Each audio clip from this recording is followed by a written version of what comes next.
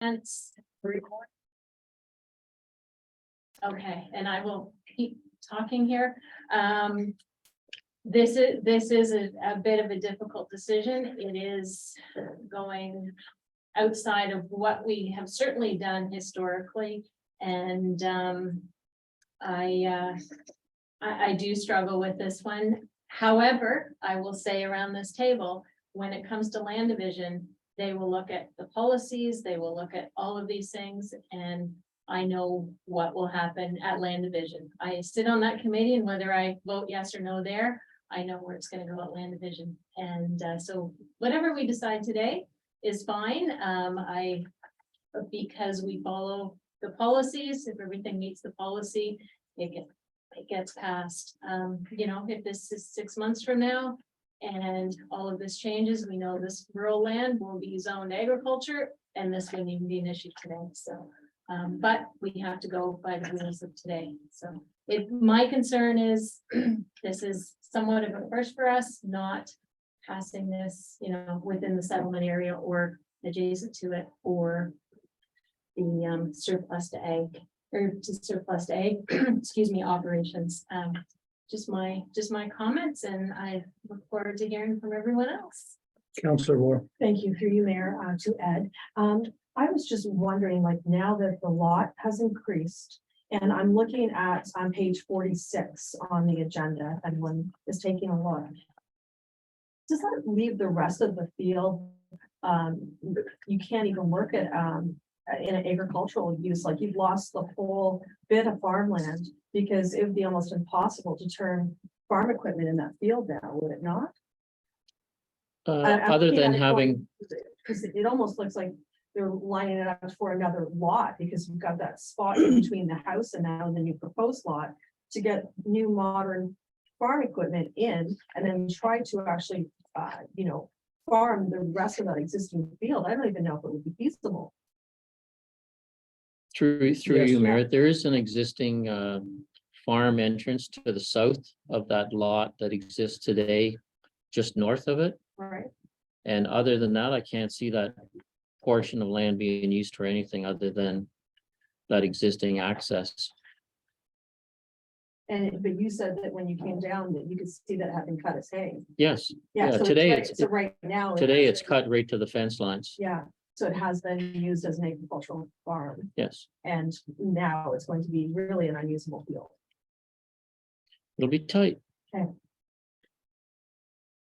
Councillor Hodgegrees. I also did a drive-by of the site today and felt as well that the retained portion leading onto the road ends up being quite small because they had to extend it. I would not recommend this severance. I feel that, I know that the province has not signed off on our new official plan, but the county has, the township has. In our own strategic plan, number 3, we want to support agriculture for prosperity, maintain our agricultural lands. And I feel this is a large chunk that would not be able to be retained, and it would become residential. There's a beautiful existing fence line you can see on the photos, as well as in the drive-by, and fence line protects habitat for animals. And I would not recommend this severance in spirit of the law, the bylaws that, or the official plan that was passed earlier in the year, and as part of our own strategic plan to support agriculture and maintain lands. Any other discussion or comments? Councillor Walsh. Yeah, I'm gonna go way into, this is definitely been a challenging one. Unlike Deputy Mayor Burt, anything that we've passed in the past has been adjacent to settlement areas, excess farm operations in the settlement area. This doesn't meet any of that criteria. Ed, to your point, there kind of isn't a reason, no, because that was my thing. I was kind of hinting on is where the entrance permit would be the killer again, but really it's not. But my only concern is what's been echoed around the table is what you're leaving in that little strip of land is basically, it's going to make that field become pretty much a wasted field. That is the concern. But that's an agricultural piece of property that's going to basically become wasteland. But ultimately, what Deputy Mayor Burt said, county land division will have the ultimate say, but I'm struggling to support this. Same. Right. Can we have a motion? To accept this report? Revised consent application PE 6921, hail for information. And further, the council, the township of Asphodel-Norwood recommends or does not recommend. Sounds like it does not recommend. Deputy Mayor Burt, I will make the recommendation of does not recommend. moved by Deputy Mayor Burt, second by Councillor Hodge Greaves. Any more discussion? All in favor of that motion? Motion's carried. Thanks, Ed, for your report. You're welcome. And now we'll call on Peter DeShane, Manager of Public Works for Environmental Services. Warm it up for you.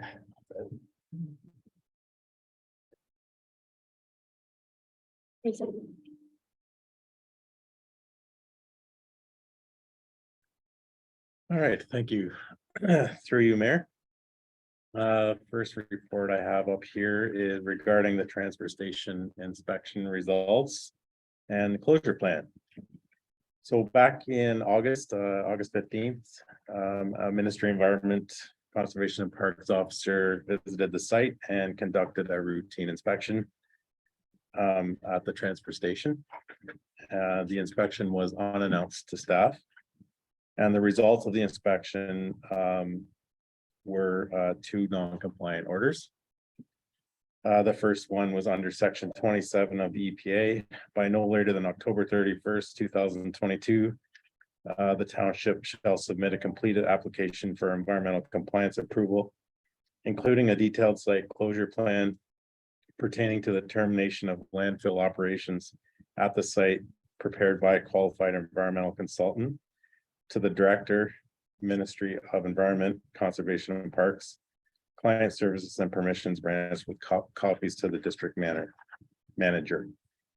The second order was under section 27 of the EPA as well. By no later than December 31st, 2022, the township shall ensure that all leaf and yard waste at the site is processed as required under the environmental compliance approval number A680053.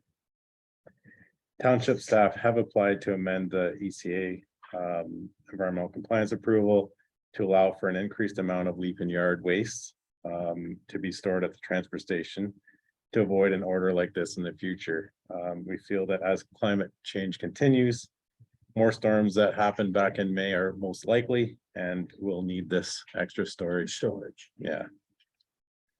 Likely be a lot more trees coming down in the future. Yeah, I was very surprised when they wrote up, because that's where all the stuff was put after Yeah. the storm went through.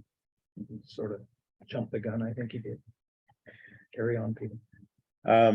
Township staff had previously retained GHD, the environmental consultant, to complete an update to the design and operations report and complete a closure plan, both of which were underway prior to the inspection on August 15th. The design and operations report is a document that provides specific details on what materials and how much of that material can be accepted at the transfer station, the location the waste materials will be disposed of, example, the bins, the brush pile, etc., and how the materials will be managed. So in other words, when we take them out, where we take them, that sort of thing.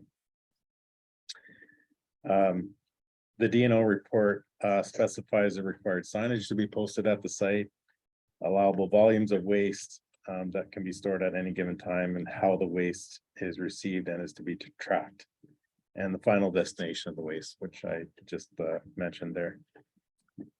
It also spells out the annual landfill monitoring program, and the updated report does reflect current operations and layout, and there will be no change to the current operations of the transfer station in the updated DNO.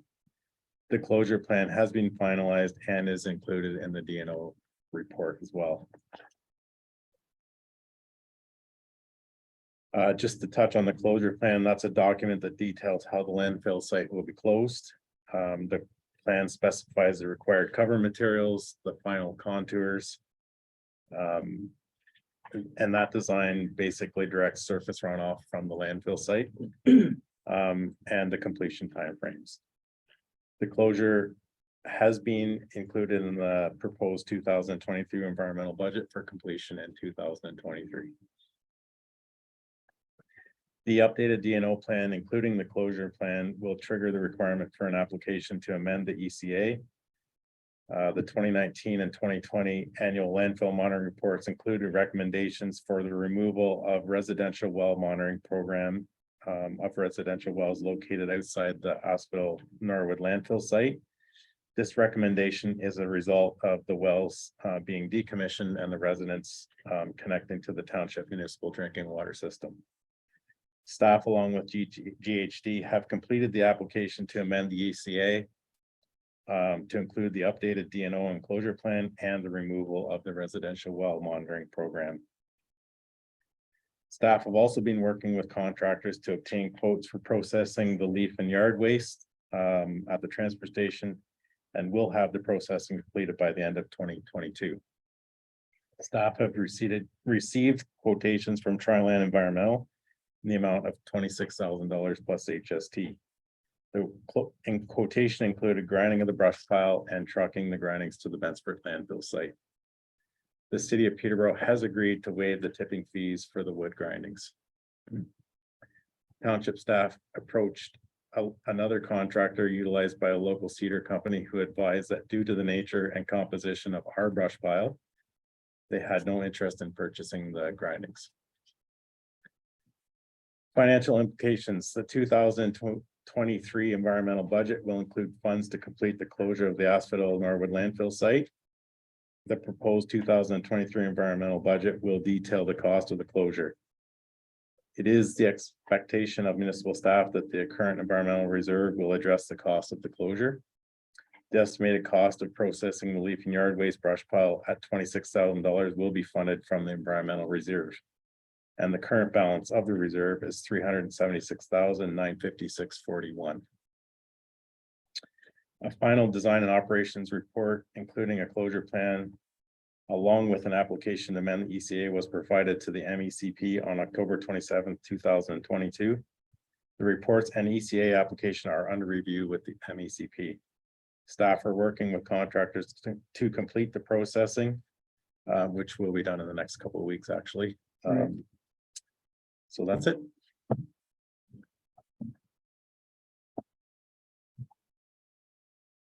We have a recommendation from council for consideration that the council of the township of Asphodel-Norwood receive the report regarding the Asphodel-Norwood transfer station inspection results and design of operation closure plan for information. And further, that the township of Asphodel-Norwood adopts the Asphodel-Norwood transfer station design and operation plan dash closure dated October 6, 2002. Councillor Hodge Greaves, seconder. Councillor Walsh, discussion. Councillor Ward. Thank you for you, Mayor. Great report. I thought it was so detailed, and I especially like the map, the GIS map on page 83 that showed all of the collection of the materials. I really appreciated that, having in the report. I do have one question, and this probably would be to our CAO. I was wondering, just as a reminder, how much do we put into the reserve or the environmental reserve each year from our budget? Or anticipated? Annually, it does fluctuate a little bit depending on what the capital improvements are going to be for the facility itself. But traditionally, we've seen 50 to 75,000 each year going into the environmental reserve, and we've been building it for the last 5 years in order to cover the costs of the closure. As you know, in the financial document, so in our financial information return in our financial statement, the auditors always list it as a liability. And the reason it's a liability is you have the upfront capital costs up for the closure, which I suspect will be 250 to 300,000. in 2023, but then you have the ongoing commitment of monitoring for approximately 25 years. So what the auditors do is they take 25 years of monitoring, multiply that by the annual cost of monitoring, and then they say, here's your liability, because it's a laid out commitment ahead of you. There's nothing you can do to deviate from that commitment. So moving forward, what you'll see happen is you'll see the annual monitoring in the Norwood and Asphodel. You'll see that in the budgets that are coming forward to you in January, but you'll see that increase. So we'll stop putting money into the reserve for the closure plan because it'll be closed. But what you'll see then is an increase in operations because we'll have an increase potentially in monitoring, potentially. And we'll deal with that in the operations budget. It won't be capital in nature. Thank you. You're welcome. I have a question on that. So you're still monitoring the Asphodel old site. Correct. How many more years is that still in? Is your crystal ball working better than mine? Maybe. I Um, just heard a 25-year mark there and I thought, is the That- government going to stick to that or not? They don't. Basically, it's up to the ministry. They will advise us when we are able to stop monitoring. We use the 25-year as that's considered a lifetime. And that's what they ask you to use from a financial Right. perspective, but they're not handcuffed and there's no No, legislative because that one's state. already been over 25 Yeah. years. So They're still- they're still monitoring, and I don't know what it would take for them to give that up. To give that knowledge up. So we've yet to see it.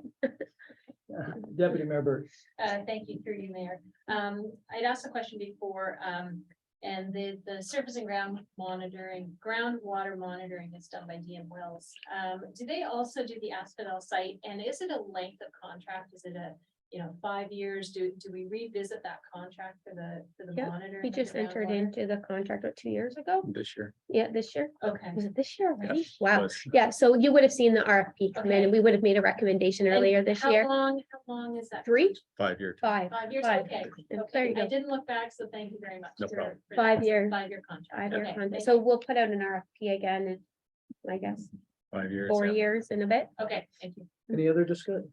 Councillor Walter? For you, Mayor, one quick question, Peter. So based on our current weather experiences, if we have a storm again, say next year, and we need a place to put leaf and yard waste again, would we just do the same thing and deal with the consequences of it being outside our, I guess, outside of what we're supposed to allow to have up there? Thank you. Through you, Mayor. So in the updated DNO plan, we've actually allowed for an increase in the amount that we have, that we're allowed to store there. And I was very conservative with that amount. So hopefully it will cover anything that we got coming. But I mean, obviously we can't predict it, but to the best of what the information we have today, that's what we did. One question for you too, Peter. When that material was taking up there, I see the one company didn't want the stuff because of the way it was. If it was separated more, that it was more like the limbs and hardwood in one spot and not everything piled up, would they have a chance of them taking it then? I suspect the answer would be no, because it's a specific material they're Looking for? Yeah. Okay, that's fine. Any other questions? All in favor of that motion? Motion's carried.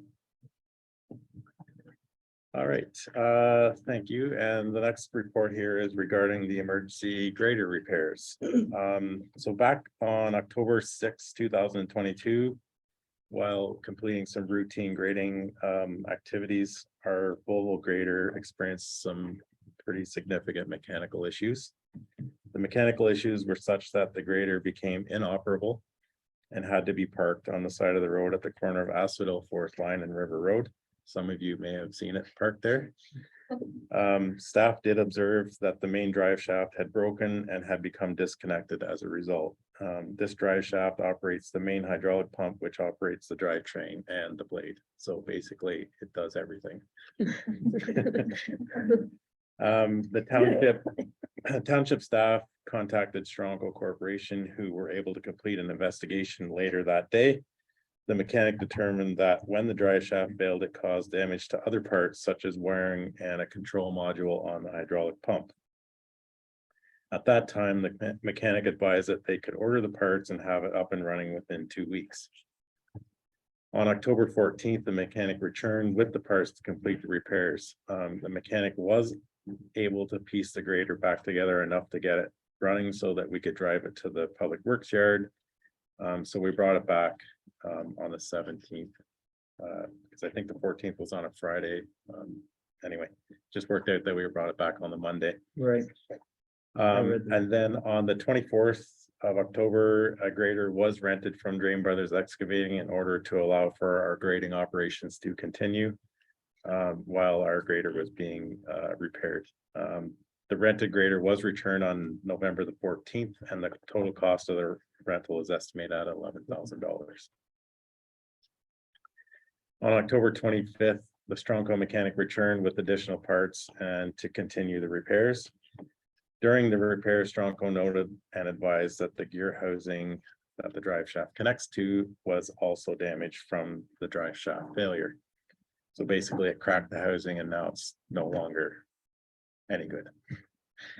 So due to the complexity of removing and replacing that gear housing, it was recommended that it be trucked up to the shop in Mississauga where they have specialists there who can take that all apart and put it back together. So after some deliberation, we decided that we should bring the grader to Strongco. So it is sitting there now, and that most of the grader major parts and components would be exposed during the repairs. It would be a perfect opportunity to complete a thorough review of other parts and components of the grader.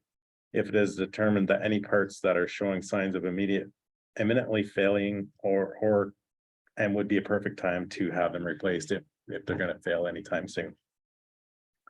So it should be noted that the overall condition of the grader is very good. And by completing this review and replacing parts that are showing signs of failure, the life of the grader may be extended. Extending the service life of the grader is strongly being considered due to the increased replacement costs driven by inflation. Further information in this regard will be discussed during budget discussions. The current grader was purchased in 2007 and is slated for replacement in the asset management plan in 2025. Not gonna happen. Pardon? Not gonna happen. No. No. On November 15th, 2022, the grader was brought to the Strongco Corporation shop in Mississauga. Since it has arrived, they have completed an in-depth review of the grader and determined that what is needed to complete the repairs from the damaged drive shaft and any other parts that have deteriorated or are showing signs of failure.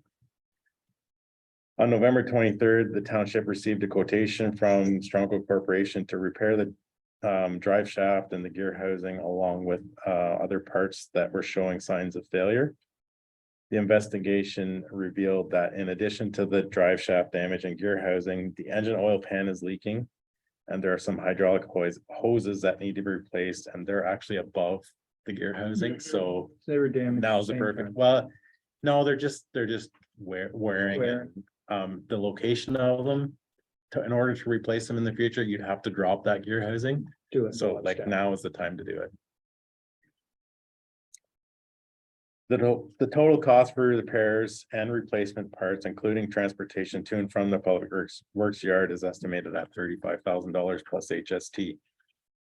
The estimated cost of $35,000 to complete the repairs, replace any parts that are imminently going to fail, and transport the grader to and from Mississauga will be funded through the Public Works Equipment Reserve. The $11,000 estimate for the grader rentals from Drain Brothers Excavating will also be funded from the Public Works Equipment Reserve. The current balance of that reserve is $597,648.23. Conclusion: staff are satisfied with the recommended repairs quoted by Strongco Corporation and recommend that council approve the reserve allocation. The goal is to have the grader repaired and returned to the township prior to requiring it for winter operations. That concludes my report. There's a recommendation for council's consideration, and that Council of Township of Asphodel-Norwood accepts this report regarding the emergency grader repairs for information, and further that the Council of the Township of Asphodel-Norwood authorizes an allocation of 35,000 for the Public Works Equipment Reserve to complete the necessary grader upgrades. Can I have a mover? Counselor War, seconder, Counselor Walsh.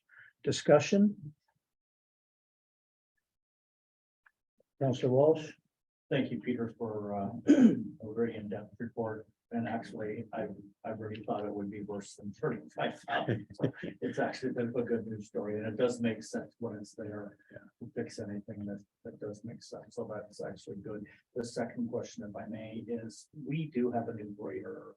Like, we do have money that we're setting aside for a new grader, correct? Like, I know it's the asset management plan 2025. May not cover. Yeah, so we've, Covered all. yeah, We so are, so we have been putting money into the equipment reserve for the replacement plan for all the pieces of equipment. It's gonna be. When that plan was put in place, the cost of replacing that asset, obviously with COVID and the impacts, everything has gone drastically up, so it's elongating. So it actually was good timing for this repair essentially, because now we've been able to overhaul the asset and we're feeling more comfortable, because until you don't know what's going on with it until we're not shipping it to Mississauga proactively. It's in use all of the time, so we don't pull it off the road proactively. So the fact that this happened and we've got a pretty decent level of comfort that we're going to be able to extend the life of the asset beyond 2025, to be able to provide the additional reserve allocations that are going to be required in 2025, 2026 budgets to be able to fund the replacement. In 2015, there was a $60,000 repair done to the grader, which would be the other main component part, the front transmission The type drive. drive in 2016. So between these two repairs, that's $100,000 on a I know the municipality to the south of us is replacing theirs in 2023, and they got quotes for 575,000 to replace the grader, and the one that they're replacing is a 1993. So we've got some breathing room. So ultimately, it's never a good news story when they repair like this, but it has created some increase in knowledge of the asset that we didn't have before. and if I may ask just a follow up to that. So, and this is kind of more from a learning. So from our asset management plan, are we able now to go into it? Where we may have said the life from this asset is done in 2025, knowing what we know now of repairs, that we can actually extend that beyond 2025 to Right. 4 more years out? Yes. Is that So what would happen? it would transition from an age-based estimate. So most of the equipment is based on age. So it'll say, okay, we expect this piece of equipment to last 20 years or 25 years. Take that amortization, divide it up by 25 years. This is how much you got to put away for 25 years. It's going to switch to a condition-based assessment, because now we have a condition base that is going to trump the age base. So the age is telling us that we're supposed to replace it in 2025 based on our capital asset policy, but we have a condition that's telling us, you know what, we can probably squeeze another couple of years. So that condition assessment will trump the age-based assessment in the AMP, and condition always trumps age every time. Yeah. Okay, thank you. You're welcome. Any other questions? All in favor of the motion? That motion's carried. Peter, continue. All right, so the next report here is regarding the Asphodel-Norwood Township ATV bylaw. So a little bit of background, provincial legislation changes the Highway Traffic Act came into effect in July 1st of 2020 and July 1st, 2021, with the intent to extend ORV use to extreme terrain vehicles and allow ROV use on all roads and municipalities prescribed in Ontario Regulation 8/03. Local municipalities where 80 kilometers an hour speed limit applies respectively. The township of Asphodel-Norwood, along with all other municipalities in Pembroke County, fall under this regulation. The legislation also permits these municipalities to pass bylaws to restrict or prohibit off-road vehicle access on some or all roads under their jurisdiction. These new provisions replace the previous requirement that municipalities have had to enact a bylaw to permit off-road vehicles to operate on municipal roads. Due to this legislation change, Peterborough County and other lower tier municipalities are adopting or editing off-road vehicle bylaws to address usage on their roads. Municipalities are at different stages of the process. Peterborough County Council approved bylaw number 2022-61 at the June 9th, 2022 County Council meeting as per resolution number 243-2022 and was fully executed on October 18th, 2022. Within the township of Asphodel-Norwood, County Road 42, County Road 45, from County Road 42 to Hastings and County Road 2 are permitted for ORV use as per the county bylaw. At the July 27th, 2022 meeting of council, township staff were directed to forward a draft bylaw to the municipal solicitor, the municipal insurer, Peterborough County OPP, and Peterborough County for comment and consideration. Peterborough County OPP presented to council on June 8th, 2021, and we're seeking a unified approach to ORV ATV use in the county for enforcement purposes. Township staff received comments from the township solicitor and the township insurer stating that all liability and impact will be experienced through claim activity. Regardless of if that type of vehicle is permitted on a road, it doesn't stop the use or a negative result. Both parties also reference the Highway Traffic Act and the OPP as the enforcement body. The decision rests with council. Staff have drafted the bylaw with consideration given to the results of the public consultation and comments received above. All sidewalks, private roads, and private property and unopened road allowances will be prohibited for off-road use. So the conclusion is the proposed bylaw to regulate the operation of off-road vehicles on municipal highways within the township of Asphodel-Norwood will address the use of these vehicles on maintained open road allowances within the township. Township staff are recommending that the bylaw be put in place on a trial basis for 1 year. That concludes my report. So we have a recommended motion that council of the township of Asphodel-Norwood accepts this report regarding the bylaw to regulate the operation of off-road vehicles on municipal highways within the township of Asphodel-Norwood for information, and further that the council of township of Asphodel-Norwood utilize the staff to present a draft bylaw 2022-56 during the bylaw portion of the meeting for council's consideration. And I have a mover, Councillor Burt.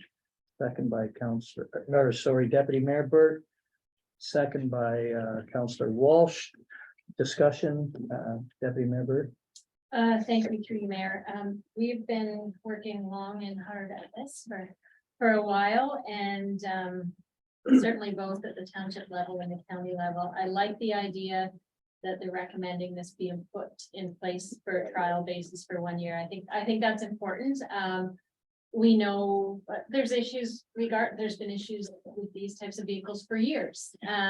And unfortunately, it's the issues of those operating them who are breaking the rules under the Highway Traffic Act that will continue regardless of whether this bylaw is in place. I believe having this bylaw in place is helpful. It should ensure some of the rules and regulations to be followed, and certainly with other municipalities in the county, we're kind of all in this together, as the saying goes. And so I think it's important, and many municipalities next to us have been doing it for much longer, with pretty good results. So I don't really have a question. Let's try it for a year and see where it goes. And when we go to vote on this, I would like a recorded vote. Just another question or another comment on that. I see where they ask the OPP, and I know what they want. They want it uniform all the way across, and they're not going to get that right now because all the different townships around are not on the same ball field like that. I can see where that's a problem. Councillor Moore. Yeah, thank you, through you, Mayor. I just have a couple of Quick questions, just to clarify for one thing, we have been through this many times, and one, this might hinge into the next report, actually. Our insurance coverage, which we're just updating the policy, will that cover any ATV claims? And, you know, like for liability or anything like that. And the second one, I noticed reading through the bylaws, and I know that we had discussed it in the previous copy of council about a seasonal timeline. You know, having ATVs allowed on the road from, say, April 15th to December 5th, you know, December 1st. And I was just wondering if there was a reason that was not implemented. One of the reasons with the timeline, I was asking the question earlier too, and that's people snowplow with their ATVs. As soon as you do that, you're stopping that winter Yeah, activity. activity. So Counselor, the go answer ahead. her insurance question. Oh, sorry. Yeah, so the insurance company put it to us this way. If a claim is submitted, so the sheer allowing the vehicle on the roadway, any use under the Highway Traffic Act, the province has permitted them. So any use under the Highway Traffic Act, we're going to be covered. The claim would be on a claim by claim basis based on the municipalities, I guess, ownership of that claim.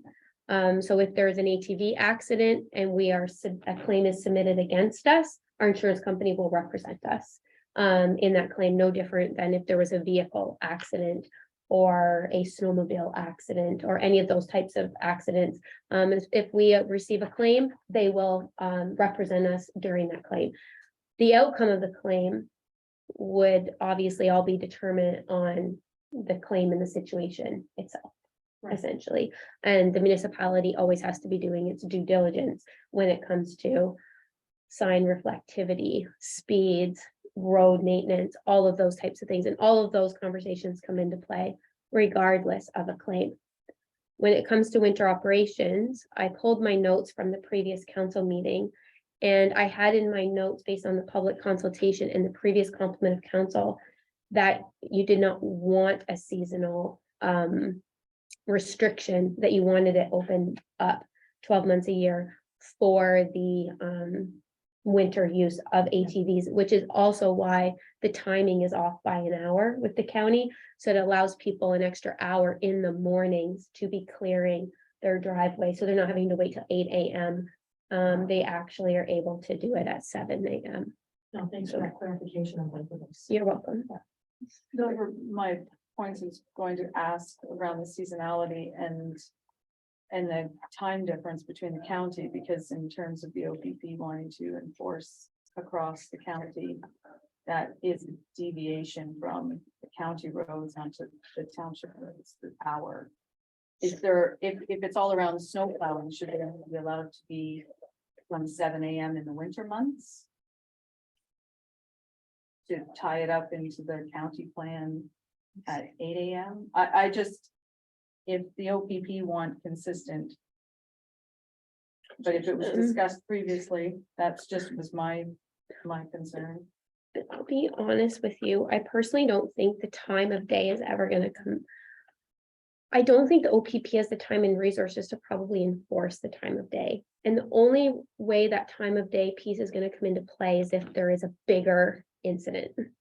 So if there's a bigger incident, I can pretty much guarantee you that the OPP isn't going to be able to go around and enforce the county or the township bylaw to see who's out between which hour on their ATV.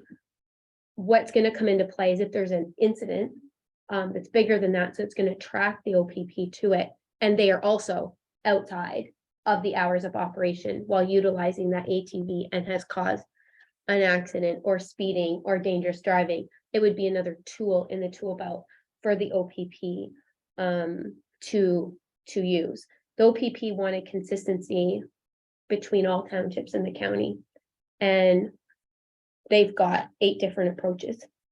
Not to mention the county doesn't have the same approach in each township.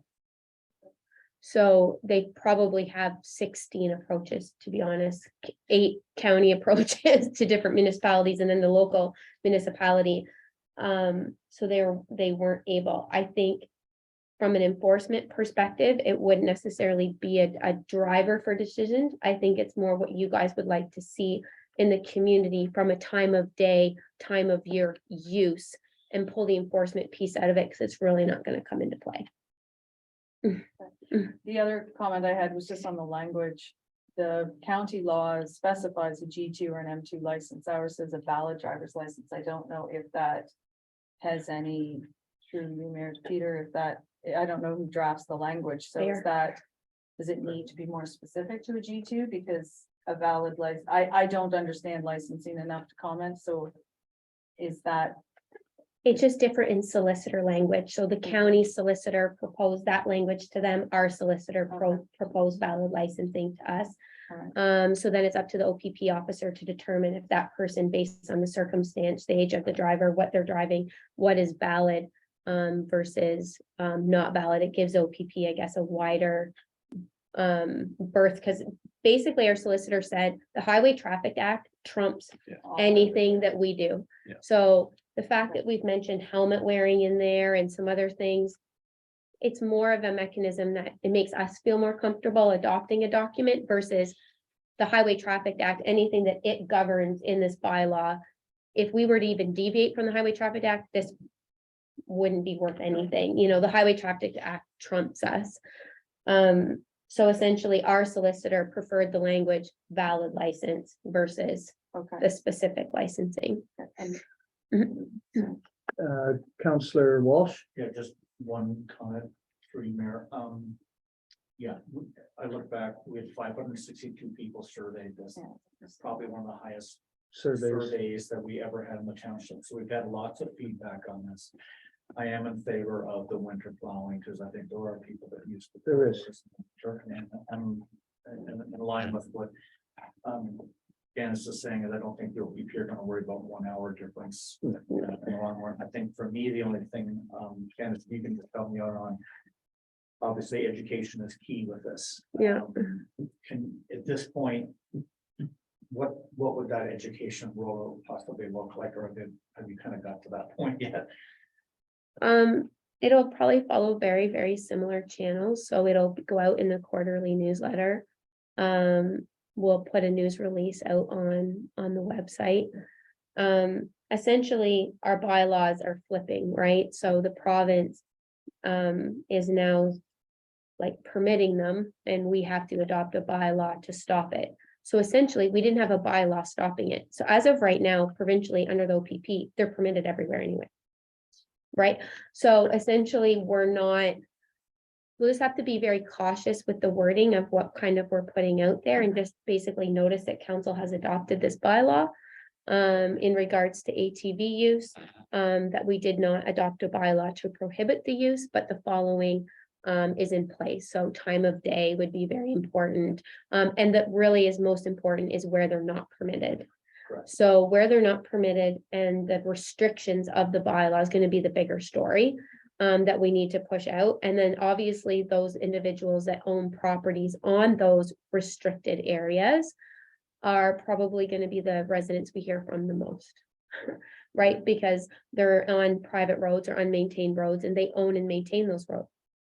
Now, that said, it is a private road, so the OPP won't be going there to enforce. And if a resident drives from one neighbor to the other on their own private road that they pay to maintain, that they own, it's kind of out of our purview anyway. But we'll just go to through our regular channels, newsletter, news release, website. Certainly, I think there is confusion, There is not confusion. just in our own township, confusion everywhere. Well, with the province Can't- doing the can't do. 180 has really caused some confusion for sure. Yeah. Just to agree with Deputy Burt too, the bylaw, we're gonna look at it in a year's time. And you'll hear your complaints by then and you'll know if there is any. Deputy Mayor Burt. Yeah, just one more comment through you, Mayor. And certainly at the county level, I think education was a big concern by everyone around the table, as it is here and as it is with residents. And I know there are some ATV groups that are working on getting, some education pieces, whether it be videos or that sort of thing. So I think if we reach out to them as well and, you know. Thank you, no sense in Clubs, yeah. Reinventing the wheel, let's use whatever's out there, whether it be videos or that sort of thing, because certainly they do it for snowmobile operators, they have the Mhm. courses. I assume they do it for ATVs, but I think the more education and safety-based training we can put out there to the public and to the residents. And it'd be nice if it came through the dealers as well. I don't think it is, but it would be awfully nice if it went through them as well. So that was just a comment. Councillors, we've discussed that, we'll call the vote. We did, no, Oh, It's seconded, so you it just is need, second. and she asked for a recorded vote. Yes, and it is a recorded vote, so. Start there. Here, I'll call the vote, Mayor. That the council of the township of Asphodel-Norwood accepts this report regarding bylaw to regulate the operation of off-road vehicles on municipal highways within the township of Asphodel-Norwood for information. And further that the council of the township of Asphodel-Norwood authorizes staff to present draft bylaw 2022-56 during the bylaw portion of the meeting for council's consideration. Deputy Mayor Burt, yes. Excuse me, yes. Councillor Hodge Greaves, Yes. Councillor Walsh, Yes. Councillor War, Yes. Mayor Wilford. Yes. Motion is carried.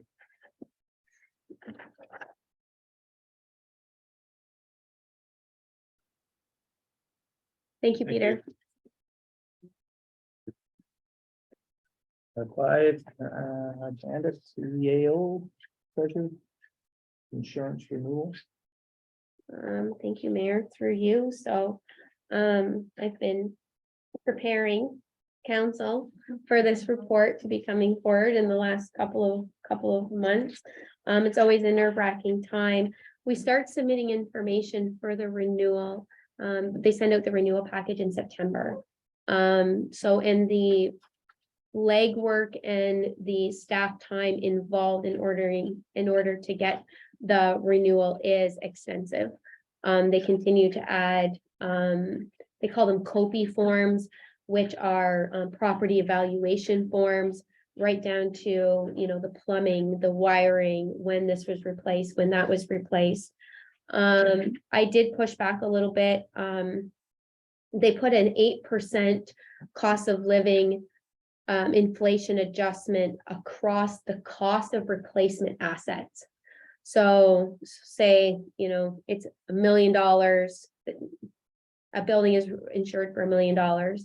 Well, now traditionally it's always been a 2%, but obviously with inflation and the cost of building materials, if there was having to be a claim to replace that facility, say in 2023, obviously that's not going to cut it. So they did an 8% adjustment for the cost of replacing of all of those assets. And it's in our best interest because we don't want to submit a claim where we're underinsured, Yeah. right? The other thing is the 8% for some structures didn't cover it. For instance, our standpipe, our water tower, the 8% increase didn't cover it. We've seen a 40% increase in replacement costs based on insurance to what actual replacement would be. So there was some impact overall to our blanket coverage. So the blanket coverage is the approximately $38 million of assets that we have insured.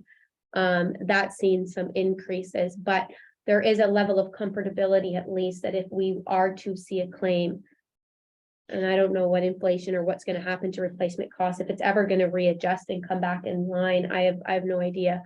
But at least between now and our next renewal, there's a level of comfortability that if an asset needed to be replaced due to a claim, we have the insurance premium coverage to be able to replace it, which was really important because I felt we were underinsured.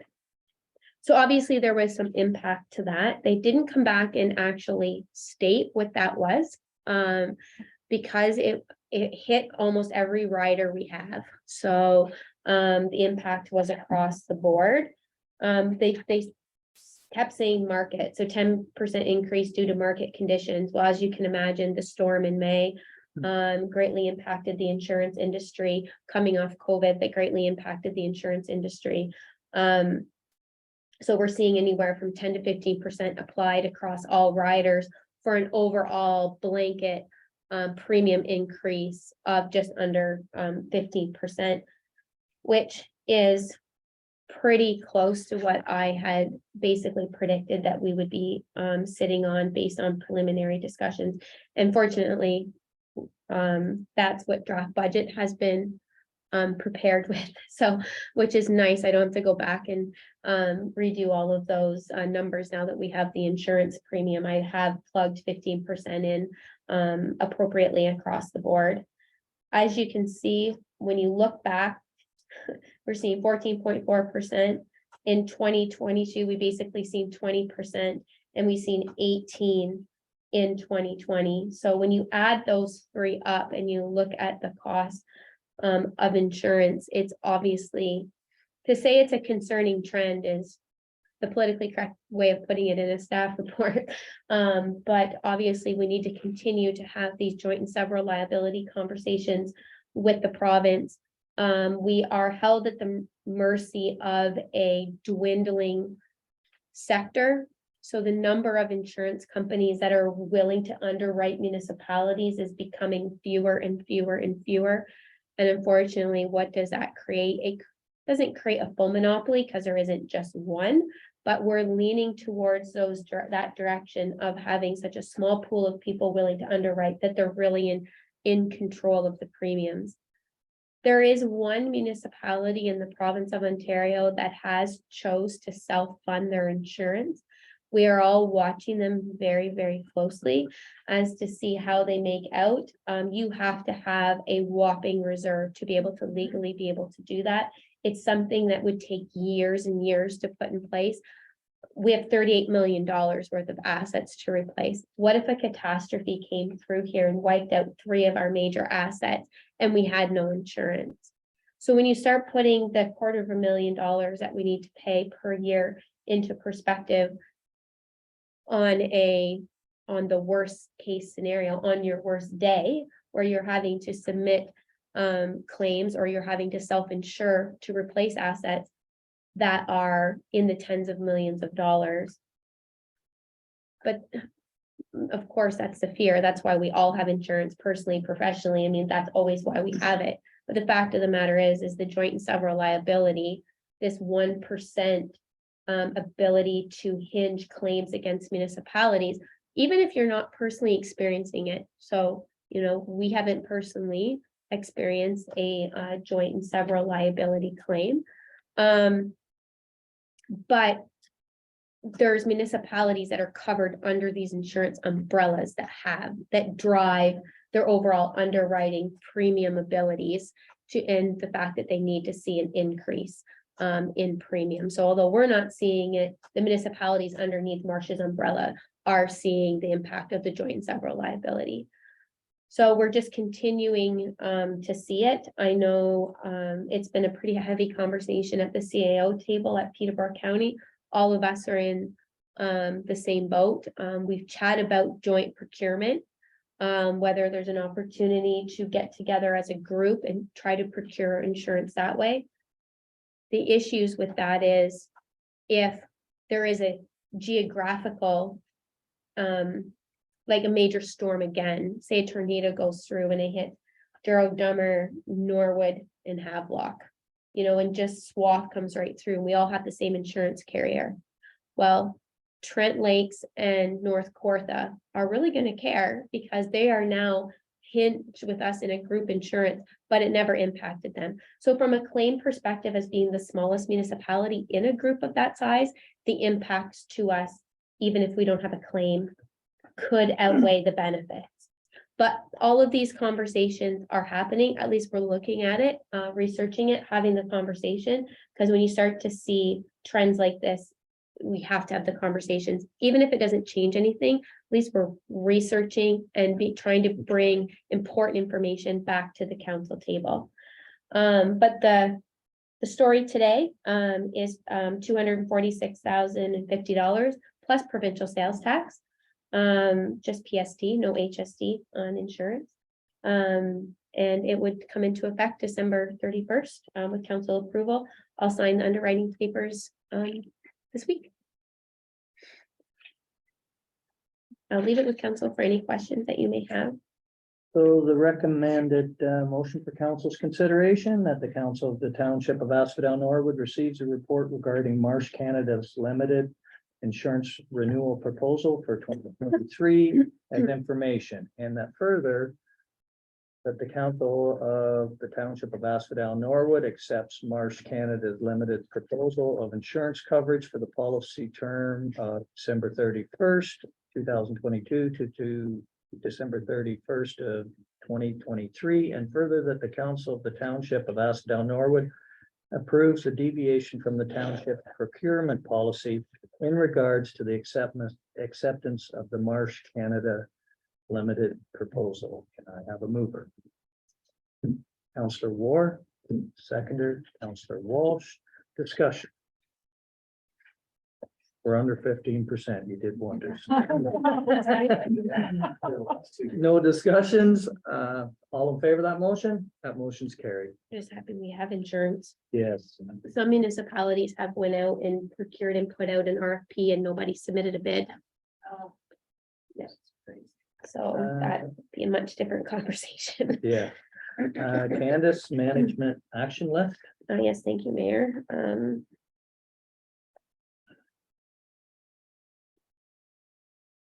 Okay, so you'll see, coming up, January 4th, I have that on there. This is your training day. There will be a full draft budget coming forward on January 10th. It's not a public meeting, but you will see, it is open to the public like every other council meeting, but it's not delegated public under the Municipal Act, as that's left for adoption. But you'll see the full draft as a whole in the public forum on the 10th. Basically what you'll see at the adoption meeting, as returning counselors are aware, is basically the exact same thing you see at draft. It's basically the exact same thing presented back to back, unless there's some major issue that happens during draft, which traditionally we haven't seen. I'm gonna bring forward some updates in regards to some capital projects.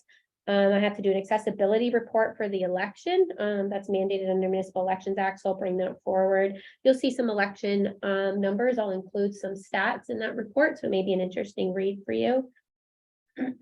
The subdivision agreement for 22 Birch Street, we're really close for that. So the final design documents for stormwater and road reconstruction have been submitted to the township's consulting engineer for peer review. There's a couple of tweaks that need to be made to the detailed design.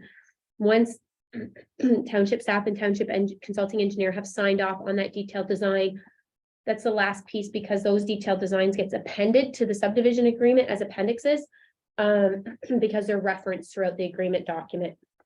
So we're very close. I suspect you will see that in January. All depends on the consulting engineers, whether it'll be the 10th or the second meeting in January. But it's very, very close to seeing that coming to fruition. Are you aware? I don't know if I don't think we've chatted about this since this term of council, about 22 Birch Street. Kind of infilling at the end of Maple Avenue cul-de-sac and then out onto Birch. It's a subdivision, but it's only 3 houses. Right. It's I a saw that somewhere. 3-house subdivision. That's what that one is. Temporary boring bylaw, housekeeping. You're gonna see a lot of that stuff coming up in January. Entrance permit policy and fee structure. So Peter wants to take a look at our entrance permit process and policy, just like anything else, after it's been in place for, well, exceptionally long period of time, it's time for an overhaul. Yeah. So it needs to be updated and more relevant. The fees need to be looked at, etc. So that'll come forward in a draft form to you guys, likely in January. Fees and charges bylaw, that comes forward every year, so that's all the fees from photocopying to costs of town hall rentals, Millennium Room rentals. What we are going to be proposing that's different that you guys haven't seen is we're going to pull the community center out and put it in its own bylaw and have it start May 1. Rather than switching the fees halfway through a current skating year, which we've traditionally done, and it's not kind to the user groups or to township staff or the auditors when they come in to audit and they see like different rates and we've got different bylaws in the same year. So the fees and charges for all of the rest of the township facilities and services will be under one. Then we're going to have the ice rental take effect from May 1st to May 1st, so that when user groups are budgeting and they're looking at their year versus our year to try to help with that. So we'll propose and try to make that as clear as we can. We're going to take a look at development charge. The other thing I got to add on here is you're going to see a Bill 23 update as to how it's going to impact the township. The biggest impact I can tell you this, the biggest impact that you are seeing in the larger centers where you're seeing it's going to cost us tens of millions of dollars, and we're going to struggle to recoup those costs, is from two specific pieces in the legislation that actually won't impact us for two reasons. So the first piece is the development charge is to be reduced in the first year of the bylaw by 20%, 15% the second year, 10% the third year, and 5% the fourth year of a bylaw that's enacted. Of the justified charge. The municipalities that charge their justified charge obviously are going to see a 20% reduction. Asphodel-Norwood has never charged a justified charge. So we have been in a phase-in approach since we've adopted a development charge bylaw. I can tell you our previous development charge bylaw, the justified rate was about $9,500 and we started at $5,000, way below the 20% mandatory reduction to begin with. And we phased in with anywhere between $500 to $750 increase per year. So because we've already approached DCs with a phased in approach, the mandatory reduction in the legislation isn't going to financially impact us. So that's the first piece. The second piece is that you have to divest yourself of 60% of your development charge reserve prior to adopting an additional bylaw or increasing your rates. Basically, they want everyone to divest themselves of 60% of their DC reserve prior to doing that. That's no problem for us because what comes in goes out. We don't have the, we do have a reserve that's sitting there, but we roll over 60% on an annual basis anyway, in order to stay in front of the infrastructure and the growth that's coming down the pipe. Because this municipality didn't collect a lot of DCs in advance of the growth. And see, that's what's happened. There's a lot of municipalities that have been collecting DCs for years before they've seen a big growth boom. And then all of a sudden they're collecting a big spike in DCs, but they've had this reserve sitting there. We didn't have that. We didn't, we had some DC reserves, but it's nothing to write home about, as they say. It was a pretty small amount of money. But as you know, we've collected a significant amount of DCs, but we roll it out into infrastructure between the water tower, the sanitary, the 600 meters of offsite sanitary, pieces of equipment that we've purchased for public works. There's really no reason for a municipality to sit on top of a DC. So those two pieces are impacting what you're hearing in the press more so than anything. And there's a lot more to it than that, but those are the two key ones that are driving that chatter, and we're not seeing it. There's other impacts as far as you can't get studies done for water and sanitary studies. You can't pay for that. So it's a $50,000 impact 1 year. The province doesn't want to hear you complain about that. If you can't eat a $50,000 study, then that comes back down to financial management than anything. So we have to pick and choose what we're going to talk to the province about and what it is we want them to hear us about. I am digging into the water sanitary side of it to ensure that there is no impact to that being a justified charge on the rate. And there is chatter that they've kind of changed some language in that. So that's where I'm putting my time right now, and I'll be able to respond back to you guys in January, but Bill 23, yes, has huge impacts across the entire province as a whole, and you'll hear how it impacts us. But financially, from a DC perspective, don't lose too much sleep. The annual counselor remuneration report. I'm going to email you guys out in advance of this, the current bylaw. You guys should probably have the current bylaw just so you have it. But you'll have to take a look at that. It's an uncomfortable conversation, but one that has to be had at the beginning of every term. Sponsorship policy, that is something that I've asked our community program coordinator and the acting manager of community center to take a look at.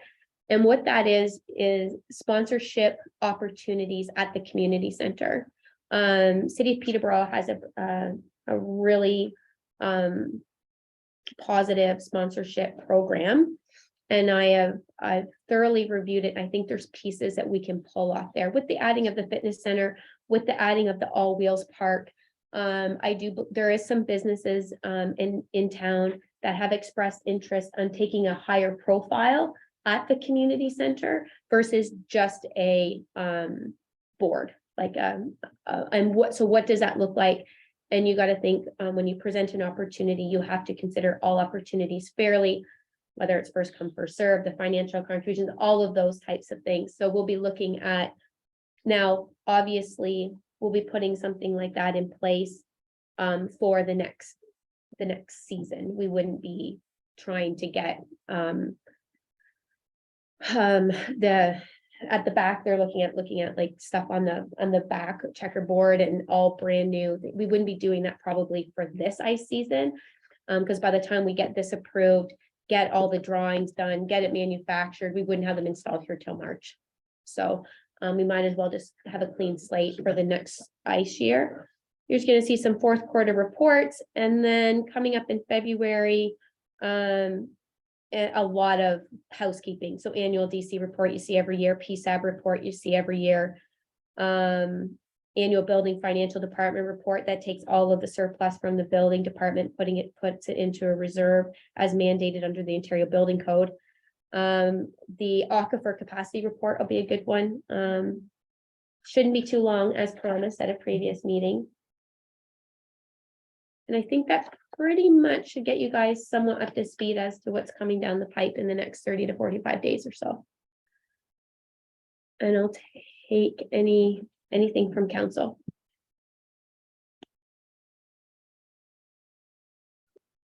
I'm looking for a motion to accept this report with the revisions suggested by CAO, clerk, treasurer, and members of council.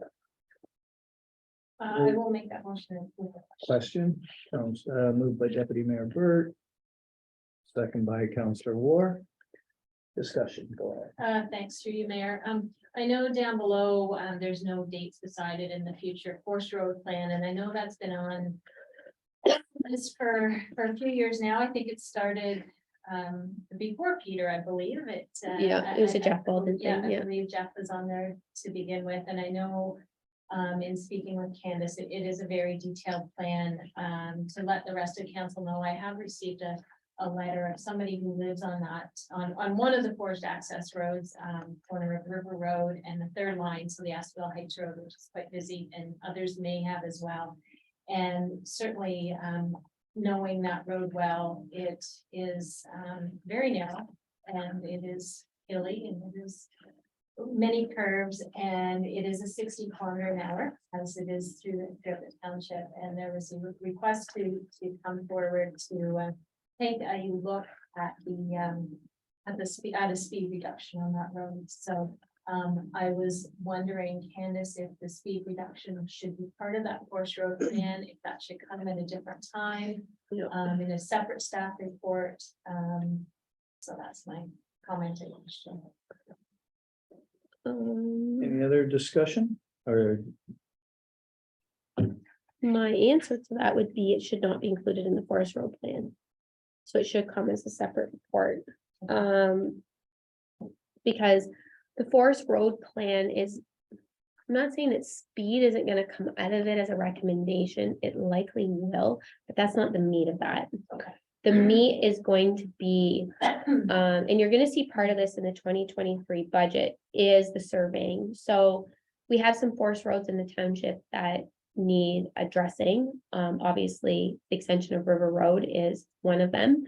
But Sand Road is another big one.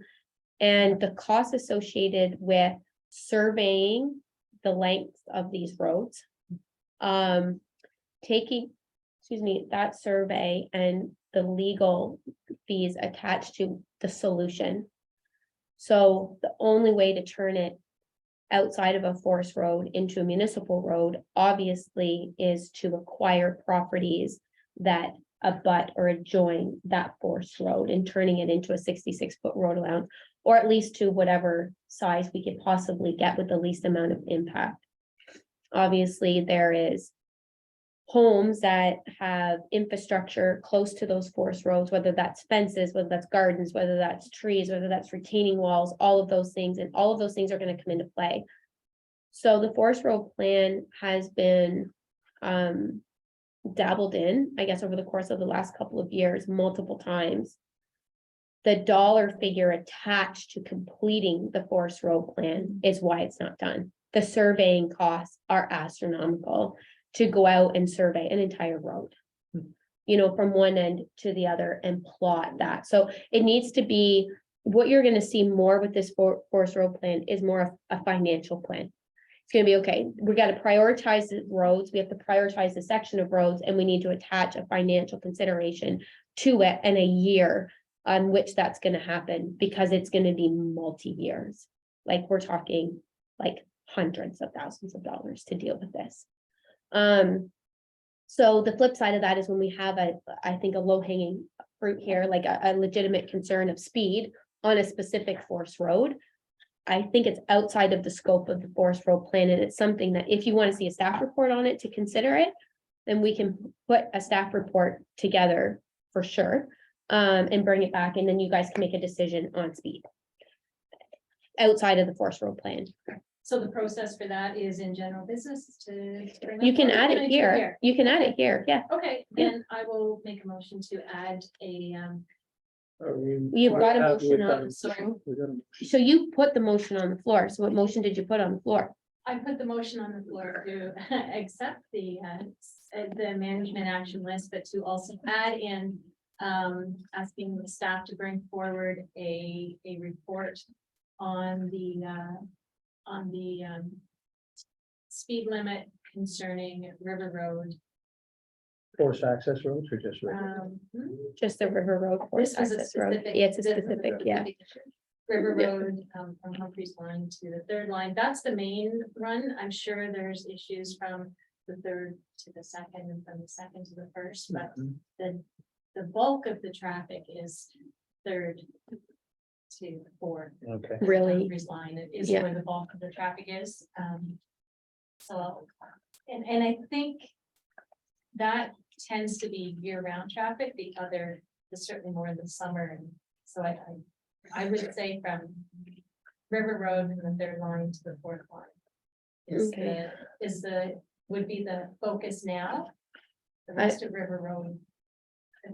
I would- Or no, the staff- third line to The staff report will look at the whole length. the whole length. Okay. Yeah, Okay, yeah, that's- we'll look at the whole length. Okay. It's just easier than trying to piecemeal it. Perfect. And you had a seconder, so Councillor Moore would have to continue to second that. I continue to second it, yes. Okay. Any more discussion? All in favor of that motion? Motion's carried. Correspondence for action. Mhm. Municipality of Trent Hills. Assessment of Bill 23, more homes to be built faster act. On to correspondence for action. What is council's wishes with respect to the correspondence for action? Item C4. Excuse me, through you, Mayor, Motion to receive. Motion to receive, seconder, Counselor Moore. Any discussion? All in favor? That motion's carried to receive. Alcohol Anonymous Norwood, what's council's wishes with respect to the correspondence for action? Item C5. Counselor Walsh, I would put a motion on the floor that we accept, this request. It's within our donation policy. We have $200 left in the budget. we can pay the $50. Seconder for that motion. Counselor Hodge Greaves, discussion. No one? All in favor of that motion? The motion's carried. Liaison reports. Does anyone have anything they would like to bring forward? Counselor Moore? Yes, thank you. I just wanted to give an update about the Heritage Center that the sea container has been, all the items that were in the sea container are now in the Heritage Building. So I just wanted to give an update that it's all the Heritage items are back into a safe, warm environment. Just- And we'll leave it at that. Yeah, we'll leave it at that. Good report. They're in there. Yeah. Don't ask for a picture. Any other reports? Okay, CAO clerk treasurer's list. Thank you, Mayor. Last Wednesday, the doctor recruiter, Kevin Kirkpatrick and myself, toured, a doctor, in Asphodel-Norwood who has expressed some interest, to coming to our municipality. The conversation is ongoing. We have provided information to them. And all of the efforts that we have made over the course of the last couple of years are starting to come to fruition, which is really, really nice to see. The other thing I wanted to chat to you about is the January 24th public budget meeting. If Councillor Walsh and Councillor War are going to be at Roma, the Rural Ontario Municipal, so they're going to be at the Roma conference. If we are successful in receiving a delegation, I will also be at the Roma conference. If we're not successful in getting a delegation, I probably won't attend. But if we're successful in attending, I'll obviously be there. So the three of us on January have the potential of not being here, based on Councillor Walsh and Councillor War's desire to attend Roma. So I think that's very important. It's a very important conference, so I'm putting forward council to consider during general business, changing the January 24th meeting to January 17th. Is that a problem for anybody? No? Just 1 second, please.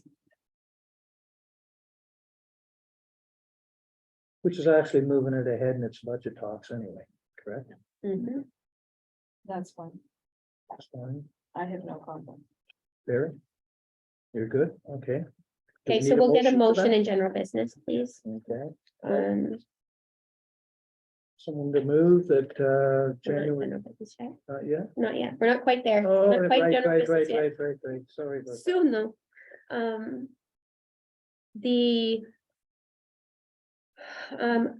We are slated, for the grand opening potentially of the fitness center, in the month of February. So I would appreciate it if council could send me all of the dates in February. Obviously, the ribbon cutting and the opening of that facility is going to be a great day.